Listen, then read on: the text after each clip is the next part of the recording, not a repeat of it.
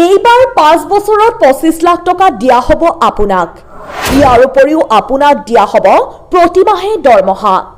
কেৱল মাত্ৰ 5 বছৰৰ চুক্তিবদ্ধ হোৱাৰ বাবে দিয়া হ'ব 25 লাখ টকা এডভান্স। ক'ত আৰু কেনেকৈ লাভ কৰিব এই টকা জানিবলৈ চাওক সম্পূৰ্ণ প্ৰতিবেদন।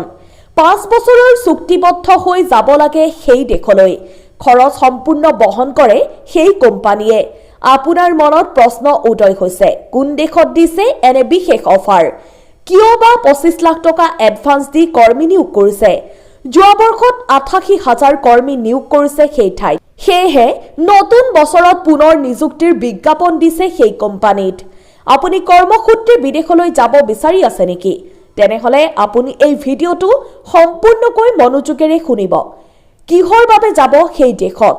কোনে কোনে যাব পাৰিব সেই দেশলৈ? চীনৰ এটা কোম্পানীত দিয়া নিযুক্তিৰ বাবে দিয়া হৈছে এটা বিজ্ঞাপন। ভাৰত তথা বাংলাদেশতে আদি কৰি যিকোনো দেশৰ পৰা কৰ্মী নিয়োগ কৰা হ'ব চীনত। তাৰ বিপৰীতে চুক্তিবদ্ধ হ'ব 5 বছৰ।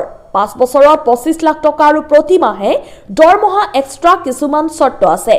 আপুনি সেই কোম্পানীৰ মহিলা কৰ্মীৰ লগত বিবাহপাশত আবদ্ধ হ'ব লাগিব। আনকি সেই মহিলাৰ সৈতে একে কোম্পানীত চাকৰি কৰিব লাগিব। আপুনি সেই কোম্পানীৰ বাহিৰে বেলেগ ক'তো কাম কৰিবলৈ পাৰ্মিট নাপাব। এক কথাত আপোনালোকে 5 বছৰৰ কাৰণে কিনি লৈ যোৱা হ'ব। ইয়াতকৈ ইণ্টাৰেষ্টিং বিষয় হৈছে যে সেই কোম্পানীৰ কোনো মহিলাৰ যদি সন্তান জন্ম হয় তাক দিয়া হ'ব 75 লাখ টকা। প্ৰতিষ্ঠানটোৰ এজন মুখপাত্ৰ মাৰ্কিন সংবাদ মাধ্যম CNN-ত জনায় যে পুৰুষ মহিলা উভয়কে এই চৰ্ত মানি চলিব লাগিব। ইণ্টাৰনেশ্যনেল ডেস্ক, বাতৰি লাইভ 24।